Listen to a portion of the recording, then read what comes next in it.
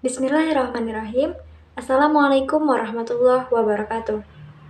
Perkenalkan, saya Safitri Salama Syabania dengan NIM 2406014 yang akan memaparkan pembahasan dan penjelasan mengenai vektor dalam materi mekanika.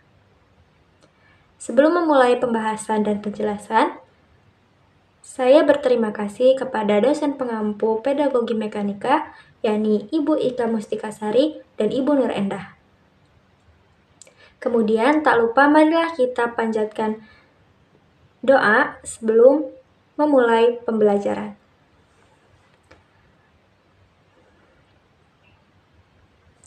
Baik, mari kita mulai pembelajaran. Baik teman-teman, sekarang kita akan memulai pembelajaran dengan memasuki bab pendahuluan terlebih dahulu. Dalam bab pendahuluan, ada latar belakang vektor. Nah, dalam fisika ini terdapat dua jenis besaran, yaitu besaran skalar dan besaran vektor. Besaran skalar ini hanya memiliki nilai. Jadi, seperti besaran dalam fisika itu massa, suhu. Nah, itu tuh termasuk dalam jenis skalar. Sedangkan jenis besaran vektor ini memiliki nilai juga arah. Contohnya apa? Perpindahan, kemudian kecepatan, gaya. Itu adalah contoh-contoh dari jenis besaran vektor. Nah, kemudian di SMA itu kita mempelajari sangat banyak sekali pembelajaran fisika yang berhubungan dan mengaitkan dengan materi vektor ini. Makanya, kenapa materi vektor ini sangat penting dalam pembelajaran di SMA. Nah, konsep vektor ini tidak hanya melibatkan angka, tetapi juga arah seperti yang sudah disinggung sebelumnya. Nah, selain nilai dan arah, ternyata dalam vektor pun wajib atau penting untuk siswa mengetahui representasi grafisnya. Karena ketika kita menentukan arah, kita pun harus membayangkan atau mengimajinasikan arahnya itu kemana dan seperti apa dengan cara menggambarkan itu. Maka dari itu representasi grafis sangat penting dalam materi vektor ini. Nah, kemudian semisal dalam menjumlahkan dua gaya, siswa ini nggak cukup hanya menambahkan besarannya saja, tetapi harus memperhatikan arah gayanya juga. Mungkin dapat ditentukan dengan cara metode segitiga, poligon, jajar genjang, yang akan kita bahas di next pembahasan gitu ya. Nah, pemahaman ini juga menjadi kunci agar siswa itu nggak keliru dalam menganalisis fenomena fisika. Oke, next teman-teman, sekarang kita memasuki bab pembahasan. Dalam bab pembahasan ada beberapa subbab lagi. Yang pertama, saya akan membahas tentang materi esensialnya terlebih dahulu. Dalam materi esensial ada capaian pembelajaran. Nah, untuk capaian pembelajaran sendiri, dalam pemahaman fisikanya, peserta didik ini mampu menganalisis hubungan gerak dan gaya serta pemanfaatannya untuk menjelaskan fenomena alam, desain, atau rekayasa struktur. Kalian dapat melihatnya di BSKAP.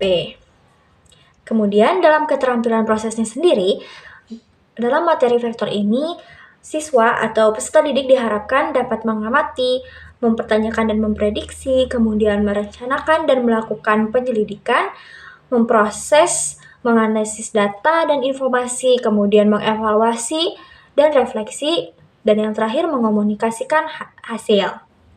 Nah, tujuan pembelajaran dari pembelajaran vektor ini sendiri yaitu yang pertama, ada peserta didik kelas 11 khususnya mampu mengidentifikasi perbedaan antara besaran skalar dengan besaran vektor dalam kehidupan sehari-hari sebagai contoh nyata.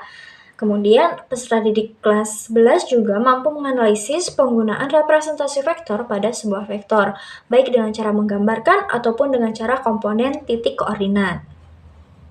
Yang ketiga, peserta didik mampu memahami operasi dalam vektor, baik penjumlahan, pengurangan, perkalian. Kemudian yang keempat, peserta didik mampu mengamati penggunaan vektor dalam peserta didik kelas 11 mampu mengamati penggunaan vektor dalam hukum-hukum fisika. Yang kelima, peserta didik mampu merancang pertanyaan dan memprediksi hasil observasi dari pengamatan vektor. Kemudian yang keenam, peserta didik kelas 11 merencanakan dan melakukan perhitungan operasi vektor setelah memahami operasi dalam vektor itu sendiri. Nah, kemudian lanjut, yang ketujuh, peserta didik kelas 11 mampu menganalisis hasil perhitungan operasi vektor dan menilai hasil perhitungan sebagai bahan evaluasi pengerjaan. Dan yang kedelapan atau yang terakhir, peserta didik mampu mengomunikasikan hasil perhitungan dan analisis dari pengerjaan yang telah dipahami. Nah, kemudian ada beberapa materi esensial dalam materi vektor itu sendiri. Yang pertama ada konsep vektor, yang kedua representasi vektor, dan yang ketiga operasi vektor. Selanjutnya vektor dalam hukum-hukum fisika. Nah, kemudian dapat kita lihat peta konsep yang ada pada materi vektor ini. Oke, baik. Nah, dalam peta konsep ini, dari materi vektor ini mencakup 4 materi esensial yang telah disebutkan. Konsep vektor, representasi vektor, operasi vektor, dan vektor dalam hukum fisika. Nah, konsep vektor ini tentunya memerlukan representasi vektor. Maka dari itu, ada garis hubungan antara konsep vektor dan representasi vektor. Kemudian, representasi vektor memiliki garis hubungan mendukung dengan operasi vektor. Selanjutnya, operasi vektor ini mendukung vektor dalam hukum fisika. Nah, pada konsep vektor terdiri dari definisi, lambang dan notasi, dan gambar. Kemudian pada representasi vektor terdiri dari komponen vektor, kemudian pengukuran vektor berdasarkan aturan trigonometri. Dan pada operasi vektor terdiri dari penjumlahan dan pengurangan vektor yang meliputi metode grafis dan metode analitis. Jadi pada penjumlahan juga pengurangan vektor ini meliputi 2 metode, di mana ada metode grafis dan ada metode analitis. Kemudian selain penjumlahan dan pengurangan, ada juga perkalian vektor, di mana perkalian vektor ini meliputi dot product atau perkalian skalar, perkalian titik, dan cross product untuk perkalian vektor atau perkalian silang. Pada vektor dalam hukum fisika ini termasuk dalam perpindahan. Jadi dalam perpindahan itu tentunya ada vektor, seperti itu. Nah, kemudian kita setelah membahas peta konsep akan memulai pembahasan materi. Oke, teman-teman. Sebelumnya saya akan bertanya, apakah kalian pernah berpikir ataukah pernah menyadari bahwa sebetulnya vektor itu sendiri ada dalam kehidupan sehari-hari? Terkadang tanpa kita sadari atau mungkin tanpa kita pikirkan, vektor ini seringkali lewat ataupun berhubungan dan selalu ada dalam kehidupan kita. Seperti contohnya kegiatan yang khususnya berkaitan dengan arah. Ya, kegiatan yang tentunya berkaitan dengan arah itu sebagai acuan mereka. Aktivitas di mana aktivitas itu menentukan suatu arah atau melakukan aktivitas yang berhubungan dengan arah sebagai acuan. Seperti ketika kalian memanah, kalian kan teman-teman harus menentukan arah yang baik untuk mengenai target yang akan kalian kenai gitu dengan anak panah tersebut. Kalian harus membidiknya, memperhitungkannya. Nah, kemudian selain panah, ketapel. ketika anak-anak di lapangan bermain ketapel, mereka juga tanpa mereka seriusi atau mereka dalami untuk materi fisikanya, mereka itu sebetulnya sudah menerapkan vektor atau materi fisika itu sendiri dalam hal bermain menggunakan ketapel gitu. Nah, pada kali ini kita akan membahas secara lebih detail tentang vektor, dimulai dari konsep vektor hingga vektor dalam hukum fisika. Oke, teman-teman. Mari kita membahas lebih dalam tentang vektor ini. Nah, pada bagian 1 di mana kita akan membahas konsep vektor. Apa sih definisi vektor itu sendiri? Nah, sudah kita ketahui sebelumnya dalam latar belakang, khususnya lebih tepatnya dalam pendahuluan, terdapat 2 jenis besaran dalam bab vektor, yakni besaran vektor dan besaran skalar. Sederhananya, besaran vektor ini adalah suatu besaran yang memiliki arah dan nilai, sedangkan skalar hanya memiliki nilai. Nah, coba kalian perhatikan gambar berikut.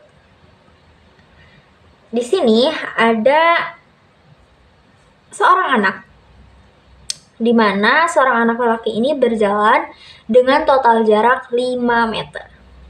Nah, di bagian A, anak itu berjalan, jaraknya itu totalnya seluruhnya itu 5 meter. Kemudian teman-teman dapat melihat ketika di bagian B, gambar bagian B, anak tersebut hanya berpindah dari titik awal ke titik akhir itu hanya 1 meter. Nah, jarak dan perpindahan itu adalah 2 contoh dari besaran vektor dan besaran skalar. Teman-teman, apakah ada yang sudah tahu mana besaran skalar dan besaran vektor? Tentunya, besaran vektor itu adalah besaran vektor itu contohnya ada di gambar bagian B. Sedangkan besaran skalar itu contohnya ada di bagian A. Nah, biasanya perpindahan ini, tidak biasanya, tapi memang seharusnya perpindahan ini ada arahnya gitu. Jadi, seorang anak laki-laki berpindah dari titik A ke titik B ke arah, nah titik arah mana gitu si anak itu berpindah dengan nilai perpindahan tersebut gitu. Nah, dalam bahasa Inggris, bahasa kerennya itu kita dapat menyebutnya dengan displacement gitu. Kemudian, dalam besaran vektor, displacement ini juga ya termasuk dalam besaran vektor dan sering ditandai dengan panjang atau nilai ya, dan juga arah gitu. Seperti yang tadi saya katakan. Kemudian masuk ke lambang dan notasi. Nah, dalam vektor ini dilambangkan dengan anak panah. Jadi, ketika kalian menganalisis soal vektor atau hukum-hukum fisika yang berkaitan dengan vektor, dengan arah, biasanya ditandai dengan anak panah, kecepatan. Itu biasanya suka ada anak panahnya.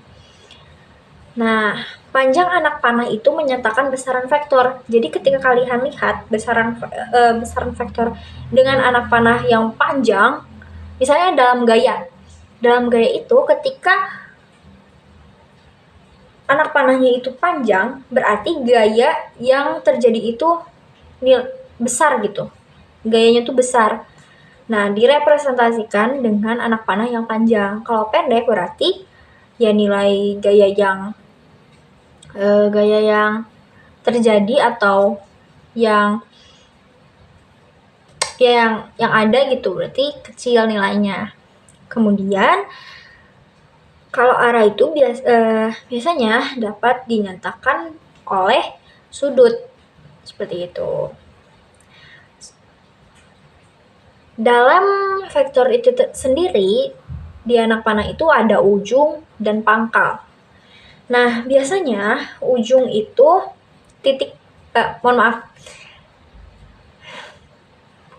ujung itu akhir atau titik akhir dari anak panah. Jadi arahnya akhir dari vektor itu sendiri itu dinamakan dengan ujung. Sedangkan pangkal itu awal atau titik awal vektor itu bergerak gitu.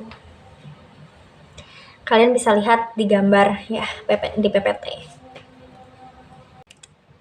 Oke, teman-teman. Nah, dari lambang sebuah vektor ini ada juga notasi vektor. Notasi vektor itu yang dapat kalian lihat di PPT atau pada gambar. Vektor AB atau dapat ditulis dengan AB, atasnya tanda panah, itu biasanya kita gunakan ketika perhitungan atau ketika kita nulis gitu. Biasanya pakai tanda panah di atasnya, karena dengan ditulis bold atau huruf tebal itu terkadang membuat kita keliru gitu.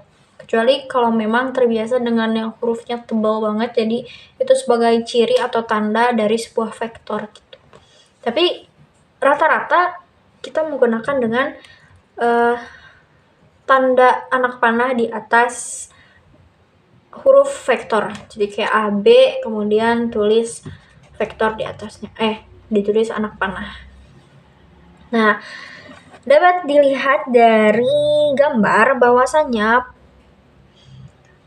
vektor AB pada gambar itu memiliki pangkal A dan ujung B. Kemudian dengan besar atau nilai A vektor. Nah, panjang vektor juga dapat dituliskan sebagai, jadi ada tanda mutlaknya gitu. Tanda mutlak dalamnya huruf AB, kemudian anak panah di atasnya. Ini tuh dapat bernilai 0 dan selalu bernilai positif karena ada tanda mutlak itu, makanya nilainya positif. Lanjut, dari lambang dan notasi kita akan lanjut ke bahasan gambar vektor. Nah, ini adalah salah satu yang paling penting dalam fisika tentunya ya, menggambar. Nah, setelah mengetahui lambang dan notasi, saya akan memberikan contoh gambar vektor berikut. Nah, di situ ada 2 vektor, di mana vektor A dan vektor B, yang kemudian menjadi vektor segitiga. Itu akan kita bahas di penjumlahan dengan metode grafis. Nah, pada metode grafis ini kita harus bisa menggambar vektor gitu, teman-teman. Nah, gambar tersebut, gambar vektor segitiga itu menunjukkan gambar vektor A dan vektor B, yang jika keduanya digabungkan atau dijumlahkan, itu akan membentuk vektor baru. Nah, vektor barunya itu yang garis warna hijau, anak panah warna hijau itu adalah vektor baru dari penjumlahan vektor A dan vektor B. Lanjut, kita akan memasuki bagian representasi vektor atau bagian yang kedua. Nah, cara merepresentasikan vektor itu terdiri dari 2 cara, teman-teman. Yang pertama, penggambaran dan komponen titik koordinat. Mohon maaf, jadi yakni penggambaran dan komponen titik koordinat. Nah, cara penggambaran kan tadi sudah ya dijelaskan atau dibahas sekilas pada bagian sebelumnya. Nah, sedangkan cara kedua ini akan dibahas lebih lanjut pada bagian sekarang. Komponen vektor. Sebuah vektor 2 dimensi dapat diuraikan menjadi 2 buah vektor yang saling tegak lurus. Nah, penguraian vektor menjadi 2 komponen, yaitu pada sumbu X horizontal dan sumbu Y vertikal. Nah, ini dia gambarnya. Pada gambar tersebut, sebuah gaya F diproyeksikan pada sumbu X dan sumbu Y yang menghasilkan Fx dan Fy. Nanti kita akan bahas juga caranya gimana untuk mendapatkan Fx dan Fy itu sendiri. Nah, Komponen vektor sepanjang sumbu merupakan proyeksi vektor tersebut pada sumbu sistem koordinat kartesius. Komponen vektor dapat bernilai negatif atau positif. Nanti kita juga dapat menentukan itu. Nah, pada gambar ini yang fx-nya sama dengan 75 dan fy-nya sama dengan 50, saya mau memperjelas terlebih dahulu. Sempat saya katakan pada representasi gambar, di mana ketika gaya yang digunakan bernilai besar, itu vektornya itu lebih panjang. Nah, di sini juga gambarnya mencontohkan seperti itu, bahwa ketika itu kan fx-nya sama dengan 75 ya, sedangkan fy itu sama dengan 50, di mana garis fy itu lebih pendek dibanding garis fx, seperti itu, dan memiliki sudut 45 derajat. Kemudian, nah pada gambar itu dinyatakan sebagai f sama dengan 75i, yaitu arah dari x, dan f sama dengan 75i ditambah 50j, j itu arah dari y. Artinya nilai komponen horizontal adalah 75 dan nilai komponen vertikal adalah 50. Jadi suatu vektor A dapat dituliskan sebagai berikut. A sama dengan AXI ditambah AYJ, dengan AX sama dengan nilai komponen horizontal vektor A, dan AY sama dengan nilai komponen vertikal vektor A. Nah, notasi I dan J itu merupakan vektor satuan dalam arah horizontal dan vertikal. Jadi, ketika fx itu kan di arah horizontal ya, atau arah x. Nah, itu vektor satuannya itu I. Dan pada arah vertikal itu vektor satuannya J. Nah, kemudian bagaimana untuk vektor berdimensi 3? Untuk vektor berdimensi 3 berlaku X, Y, Z. Nah, atau vektor satuannya sendiri itu IJK gitu.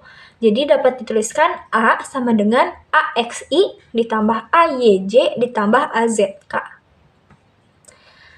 Nah, IJK merupakan vektor satuan dalam arah sumbu X, sumbu Y, dan sumbu Z. IJK X, Y, Z. Oke, nah sekarang ada contoh soal. Mari kita bahas. Baik teman-teman, sekarang kita akan lanjut membahas contoh soal dari representasi vektor. Mari kita baca dulu soalnya. Pada gambar, semuanya adalah vektor perpindahan yang sama, yakni D sama dengan 3I ditambah 4J. Buktikan dua vektor dalam gambar adalah D sama dengan 3I ditambah 4J dengan cara menentukan koordinat pangkal dan ujung vektor. Oke, dari keempat vektor ini kita akan mengambil vektor A dan vektor B untuk dibuktikan. Baik, kita tentukan dulu koordinat dari pangkal vektor A, di mana kita dapat menentukan bahwasannya, kita tulis terlebih dahulu, vektor A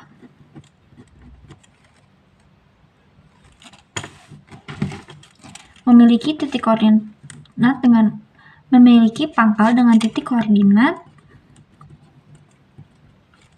negatif 3 untuk koordinat X dan negatif 1 untuk koordinat Y. Kemudian ujungnya, di mana dicirikan dengan anak panah, titik koordinat X-nya adalah 0, dan Y-nya adalah 3. Untuk menentukan nilai vektor A, kita tentukan dulu delta X-nya. Nilai delta X-nya. Di mana nilai delta X ini ditemukan dari nilai X ujung dikurangi nilai X pangkal.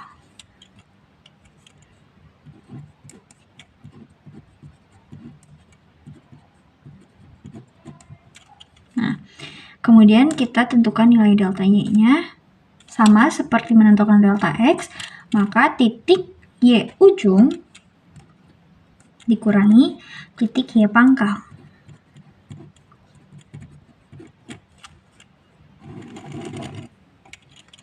Nah, setelah kita menemukan setelah kita menentukan nilai delta X dan delta Y, kita dapat menulis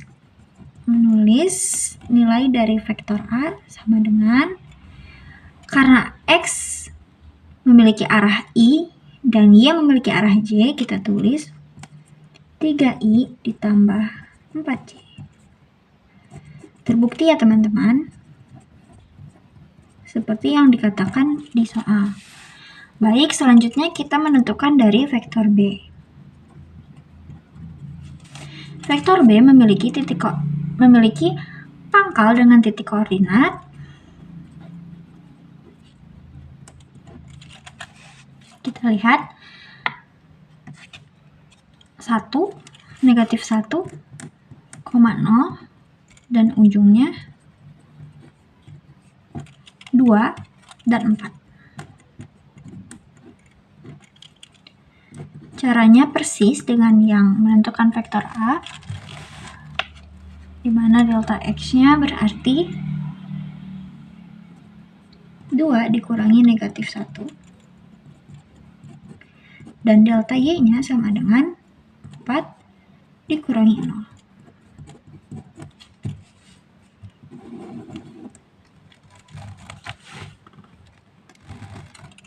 Kita dapat menulis bahwa vektor B sama dengan 3I ditambah 4J. Terbukti ya teman-teman, di mana vektor A memiliki nilai 3I ditambah 4J, dan vektor B memiliki nilai 3I ditambah 4J. Nah, berikut adalah jawaban untuk contoh soal tersebut. Sekarang kita memasuki penguraian vektor berdasarkan aturan trigonometri.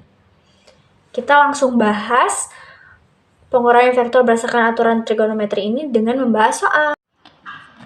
Baik teman-teman, kita akan membahas contoh soal selanjutnya. Contoh soal selanjutnya ini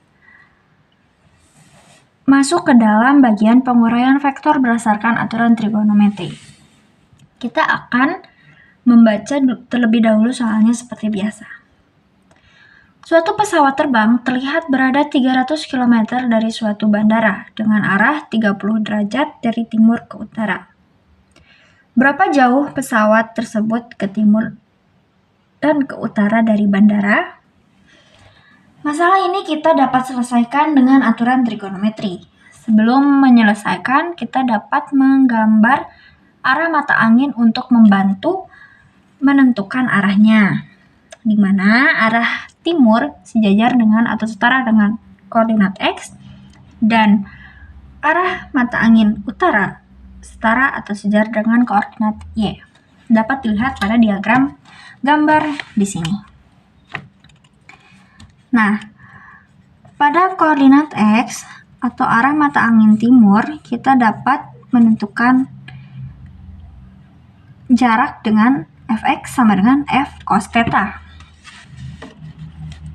di mana Fx sama dengan F cos theta itu, F adalah jarak 300 km atau jarak pesawat yang terlihat dari bandara. Kita tulis 300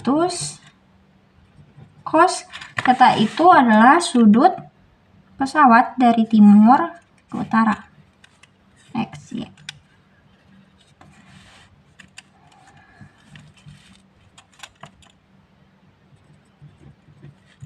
Di mana cos 30 derajat sama dengan setengah akar 3. Maka 300 dikali setengah akar 3 setara dengan 259,8 km ke arah timur. X. Oke. Sekarang kita akan menentukan FY-nya.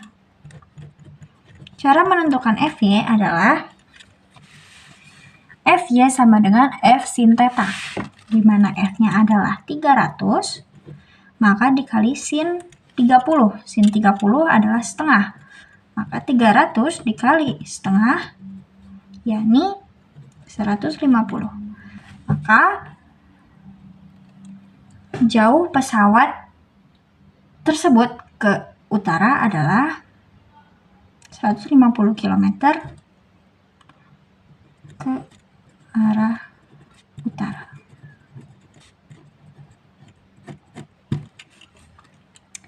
Dan sekarang operasi vektor. Nah, operasi vektor sendiri terdiri dari penjumlahan vektor, pengurangan vektor, dan perkalian vektor. Penjumlahan vektor terdiri dari dua metode, yakni metode grafis dan metode analitis. Pengurangan vektor tersedia dalam metode grafis dan perkalian vektor terdiri dari perkalian titik dan perkalian silang. Nah, kita akan membahas tentang penjumlahan pengurangan vektor terlebih dahulu dengan metode grafis. Pada penjumlahan pengurangan metode grafis ini ada beberapa metode, yakni metode grafis segitiga, metode grafis poligon, dan metode grafis jajar genjang. Mari kita bahas metode segitiga terlebih dahulu. Nah, sebelumnya kita sempat sekilas membahas tentang metode grafis segitiga ini pada representasi vektor atau gambar vektor itu. Ya, gambar vektor di konsep vektor. Nah, seperti pada gambar berikut ya, itu sama gambarnya seperti yang sebelumnya, di mana gambar tersebut menunjukkan penjumlahan dua vektor dengan menggunakan metode segitiga.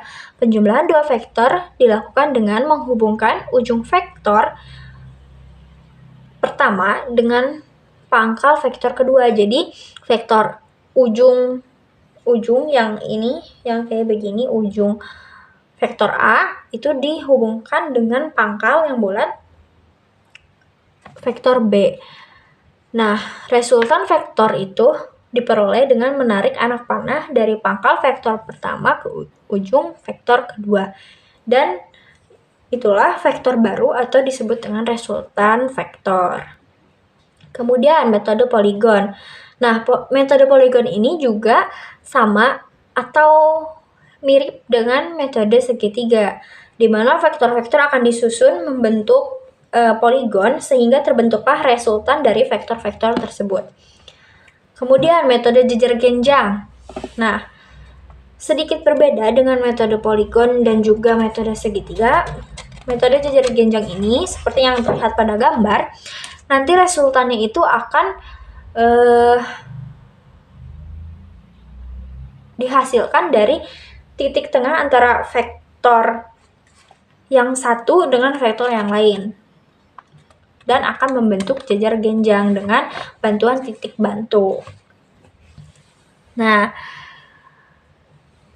penjumlahan dua vektor dapat juga dilakukan dengan metode jajar genjang, yaitu mempertemukan kedua pangkal vektor pada suatu titik, kemudian menarik anak panah dari titik ini ke perpotongan proyeksi masing-masing vektor.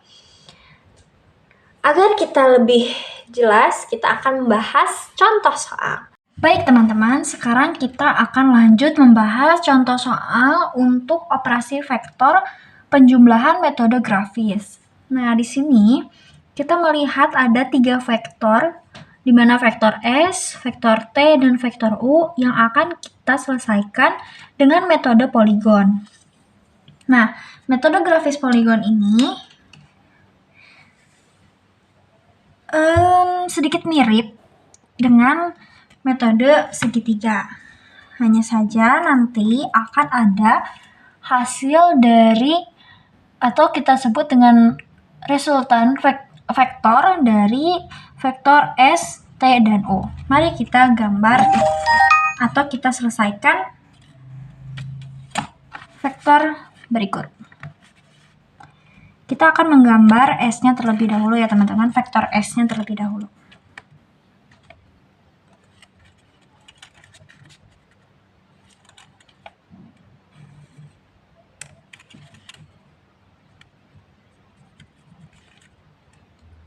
Nah, kemudian dari vektor S di sini ujung dari vektor S akan bertemu dengan pangkal vektor T.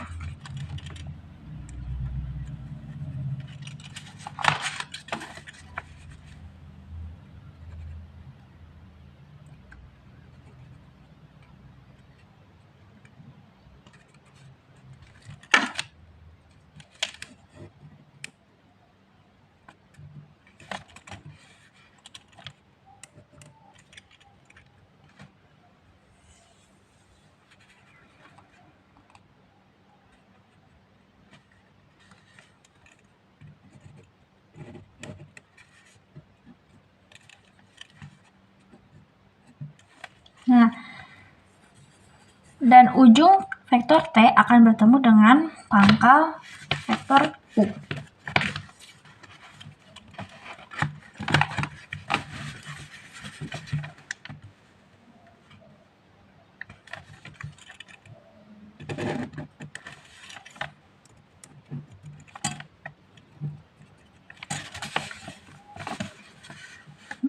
Nah, kemudian inilah resultan vektor dari vektor S dan T, kemudian U.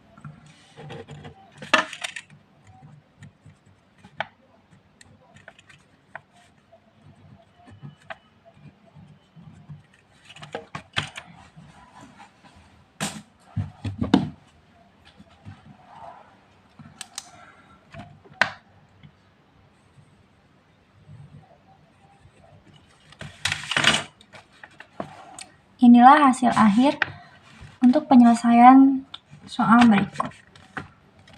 Kita dapat menuliskan juga bahwa resultan sama dengan vektor S ditambah vektor T ditambah vektor U. Kemudian kita lanjut ke penjumlahan pengurangan vektor metode analitik.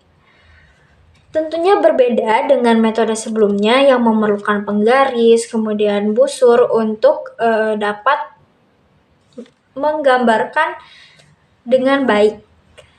Nah, pada metode analisis ini kita memerlukan penguasaan trigonometri dasar untuk menyelesaikannya. Nah, besar setiap komponen vektor pada sumbu X dan pada sumbu Y diberikan oleh Fx sama dengan F dikali cos theta atau cos sudut cos alfa. Biasanya dilambangkan dengan alfa, theta, atau P itu. Dan untuk menentukan Fy, yaitu Fy sama dengan F sin theta. Besar resultan vektor pada sumbu X dan sumbu Y adalah Frx sama dengan sigma Fx sama dengan F1x ditambah F2x. Dan Fry sama dengan sigma Fy sama dengan F1y ditambah F2y. Kemudian besar dan arah resultan vektor adalah Fr sama dengan F kuadrat Rx ditambah F kuadrat Ry. Dan tan alfa sama dengan Fy per Fx.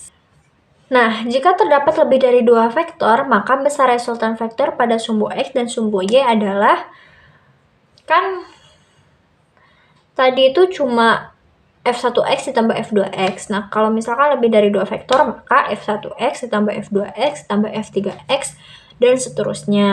Nah, untuk membahas lebih jelas, mari kita bahas contoh soal. Baik teman-teman, setelah kita mendengarkan penjelasan penjumlahan vektor dengan metode analitik, kita akan membahas contoh soalnya. Pada diagram berikut, terdapat theta atau sudutnya sebesar 60 derajat. Dan F1-nya senilai 10N dan F2-nya senilai 10N. Sama ya, berarti F1 sama dengan F2 sama dengan 10N. Nah, kemudian untuk mencari resultan vektor, berarti kita harus menentukan Fx dan Fy. Fx sendiri, mari kita tulis ya teman-teman. Nah, Fx sendiri memiliki rumusan F1X ditambah F2X. Di mana kita harus mencari F1X-nya dulu dengan F1 dikali cos theta. F1-nya 10N dikali cos 60 derajat. 10 dikali setengah, maka hasilnya 5N. Nah, teman-teman, kita juga harus memperhatikan bahwa F1 ini ada di kuadran 1 dalam trigonometri, dan F2 ini ada di kuadran 2 dalam trigonometri. Kita akan mengetahui kenapa kita harus memperhatikan kuadran tersebut. Nah, dalam kuadran 1, cos itu bernilai positif, maka hasilnya positif 5N. Sedangkan pada F2X, di mana F2 dikali cos theta sama dengan 10 dikali cos 60 derajat, atau kita mendapatkan nilai 5N. Tetapi karena F2 ini ada di kuadran 2, di mana cos dalam kuadran 2 itu bernilai negatif, maka hasilnya negatif 5N. Kuadran 2. Nah, maka hasil penjumlahan dari hasil Fx adalah penjumlahan dari F1X ditambah F2X sama dengan 5N ditambah negatif 5N. Yang berarti kita mendapatkan 0. Itu untuk Fx-nya. Nah, mari kita cari untuk Fy-nya. Fy berarti kita mendapatkan Fy dari F1Y ditambah F2Y. F1Y sama dengan F1 dikali sin 60 atau sin theta. F1 sama dengan 10, sin 60 derajat sama dengan 10 dikali sin 60, maka setengah akar 3. Kita dapat menulis 5 akar 3. Pada kuadran 1, sin juga bernilai positif.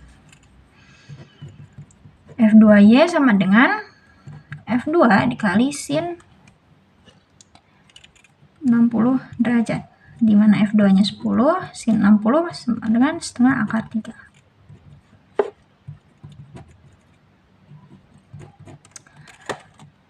Hasilnya bernilai positif juga karena pada kuadran 2 pun sin bernilai positif. Maka Fy sama dengan 5 akar 3 ditambah 5 akar 3 sama dengan 10 akar 3 Newton.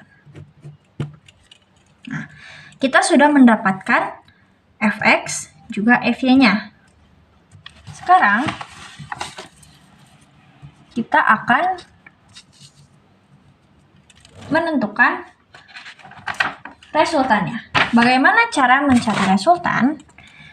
Pada aturan trigonometri, kita mengetahui bahwa resultan sama dengan akar dari Fx kuadrat ditambah Fy kuadrat. Kita telah mengetahui Fx-nya, di mana Fx yang kita dapatkan adalah 0. Maka 0 kuadrat ditambah Fy-nya 10 akar 3 kuadrat. Maka kita mendapatkan bahwasanya hasil resultannya itu sendiri adalah 10 akar 3 Newton.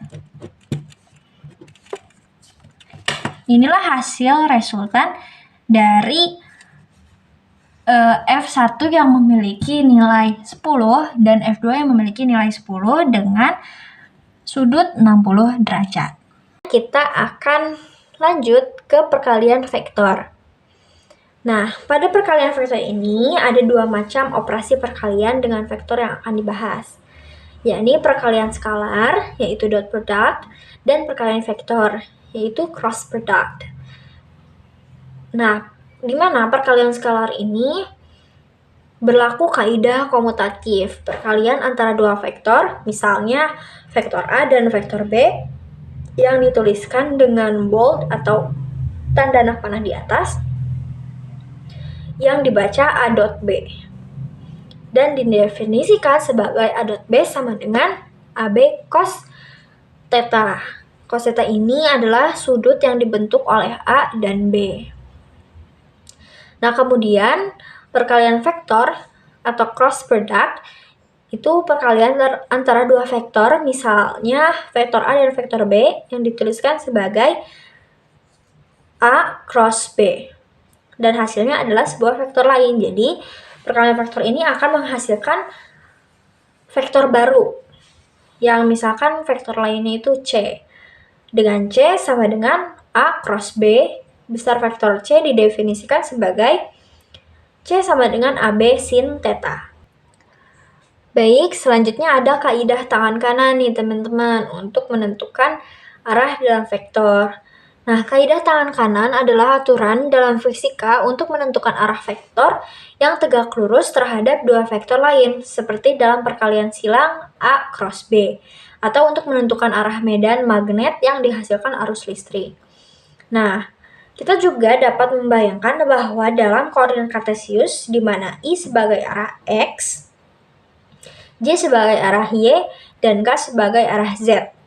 Bayangkanlah jika jempol Anda sejajar sumbu X, horizontal,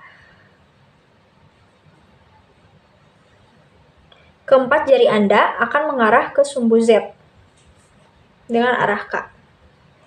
Ketika Anda mengepalkan keempat jari Anda, maka sumbu dengan arah negatif J adalah hasil dari I cross K. Gitu. Jadi ngelihat arahnya gitu, guys. Ini horizontal, ini X, ini X, ini K. Terus ketika kalian putar, dia akan mengarah ke bawah atau negatif J. Seperti itu. Atau kalian bisa dapat melihat pada gambar itu ada lingkaran. Itu tuh untuk mempermudah kita juga, kita dapat menghafal lingkaran tersebut, dimana kalau misalkan lingkaran itu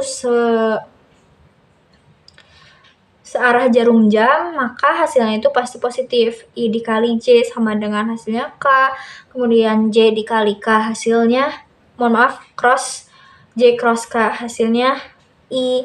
Nah, jika berbanding terbalik atau melawan arah jarum jam, maka hasilnya negatif. Seperti itu. Misalnya, I cross K hasilnya negatif J, J cross I hasilnya negatif K. Seperti itu. Nah, kemudian kita akan membahas contoh soal untuk perkalian vektor, di mana contoh soal ini ada 2 contoh soal. Teman-teman, sekarang kita akan lanjut membahas contoh soal untuk perkalian vektor. Nah, di sini ada 2 soal. Kita selesaikan dulu soal yang pertama. Diketahui dua vektor A dan B di mana besar vektor A sama dengan 4 dan B sama dengan 5. Jika sudut yang dibentuk oleh kedua vektor adalah 60 derajat, tentukan hasil perkalian skalar A dikali B. Baik. Oke, kita akan menggunakan rumus perkalian skalar tentunya, karena dalam soal pun diminta untuk menentukan hasil perkalian skalar A dikali B. Nah, berarti kita dapat menuliskan rumus A dot B sama dengan vektor A B cos theta. Kemudian kita substitusikan nilai pada soal, di mana pada soal vektor A itu bernilai 4 dan vektor B bernilai 5 dengan theta sama dengan 60 derajat. Maka 4 dikali 5 dikali cos 60 derajat. 4 dikali 5 adalah 20 dan cos 60 adalah setengah. Hasilnya adalah 10. Kemudian kita lanjut ke soal nomor 2. Di mana soal nomor 2, dua vektor A dan B memiliki besar A sama dengan 6 dan B sama dengan 4. Jika sudut antara kedua vektor adalah 30 derajat, tentukan besar vektor hasil perkalian vektor C sama dengan A cross B. Baik, sekarang kita gunakan rumus perkalian silang atau perkalian vektor, di mana C atau vektor baru sama dengan A cross B sama dengan A B sin theta. C sama dengan nilai vektor A sama dengan 6, nilai vektor B sama dengan 4. Kemudian tetanya 30 derajat. 6 dikali 4 dikali sin 30 derajat sama dengan 24 dikali setengah. Maka hasilnya adalah 12. Kita lanjut ke bagian 4 atau bagian terakhir, yaitu vektor dalam hukum fisika. Nah, jika dikaitkan dengan hukum fisika, maka vektor berperan sangat aktif nih dalam hukum yang didasari dengan penentuan arah. Sebagai contoh, perpindahan atau displacement. Nah, vektor pada perpindahan atau delta R, vektor posisi atau dengan lambang R, posisi suatu benda pada suatu waktu dinyatakan dengan vektor posisi. Vektor ini ditarik dari titik acuan, biasanya titik 0,0 pada sistem koordinat, ke lokasi benda, di mana R sama dengan XI ditambah YJ ditambah ZK. Nah, sedangkan vektor perpindahan ini atau dilambangkan dengan delta R adalah selisih antara vektor posisi akhir R2 dengan vektor posisi awal atau R1. Jadi dapat dikatakan delta R sama dengan R2 dikurangi R1. Nah, kemudian kita lanjut. Nilai dan arah adalah, karena perpindahan adalah vektor, maka ada nilai dan arah. Hasilnya selalu mencakup besar atau panjang vektor dan arah. Ini berbeda dengan jarak yang hanya merupakan panjang total lintasan yang ditempuh dan hanya menentukan nilai. Untuk memahami lebih lanjut, mari kita bahas contoh soal dengan 2 nomor. Baik, sekarang kita akan membahas contoh soal di mana vektor berhubungan dengan hukum-hukum fisika. Yang pertama ada contoh soal di mana materi fisikanya adalah perpindahan gerak lurus. Baik. Seperti biasa kita baca dulu soalnya. Seorang siswa berjalan 10 meter ke timur, kemudian berbalik dan berjalan 4 meter ke barat. Tentukan jarak total yang ditempuh siswa. Dan yang kedua, perpindahan siswa dari posisi awal. Kita gambarkan dulu arah mata anginnya supaya mempermudah.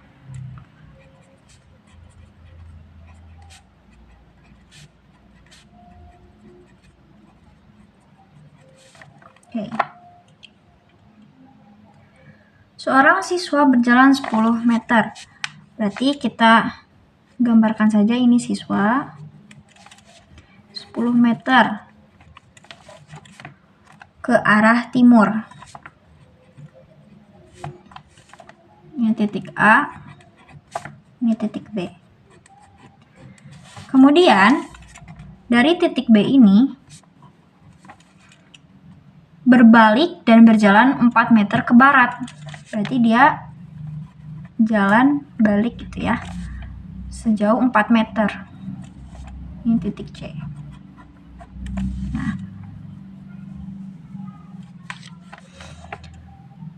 jarak total yang ditempuh siswa. Kita tahu bahwa jarak total itu jarak keseluruhan, total keseluruhan jarak yang siswa ini tempuh, di mana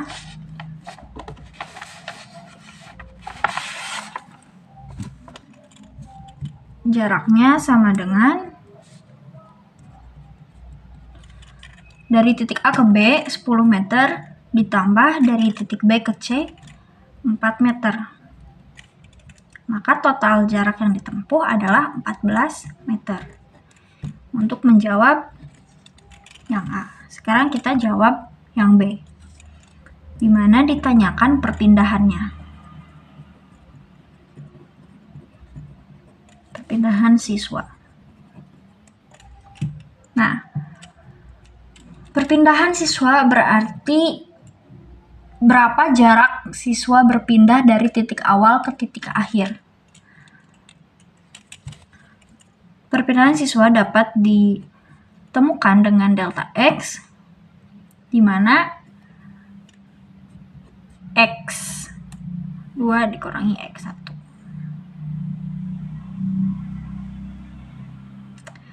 Atau 10 dikurangi 4 sama dengan 6.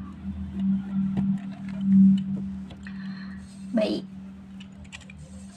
Sekarang kita lanjut ke nomor 2. Nomor 2 dengan materi fisika perpindahan pada gerak 2 dimensi. Sebuah perahu bergerak 6 km ke utara dari titik awal. Kemudian berbelok dan bergerak 8 km ke timur hingga tiba di titik akhir B. Oke. Sebuah kapal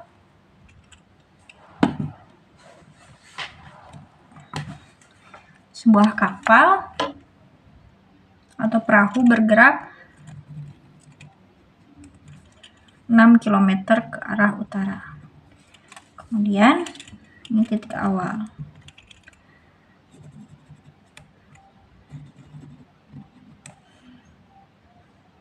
Berbelok ke arah timur 8 km B.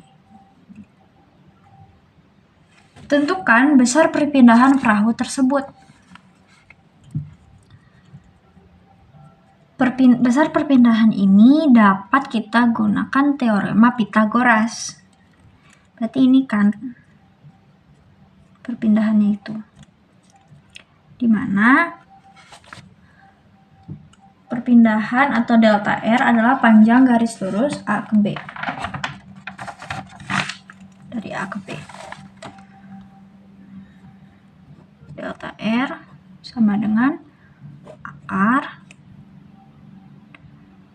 D1 tambah D2. Jadi D1 itu 6 km dan D2 itu 8 km.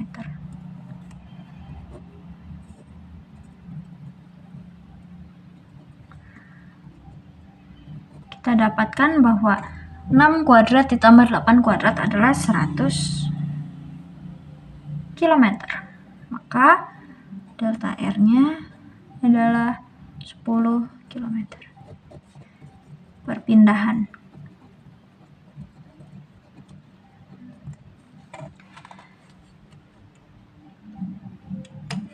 Dan arah perpindahan kapal ini menuju ke timur laut. Mari kita buktikan dengan menggambar arah mata angin.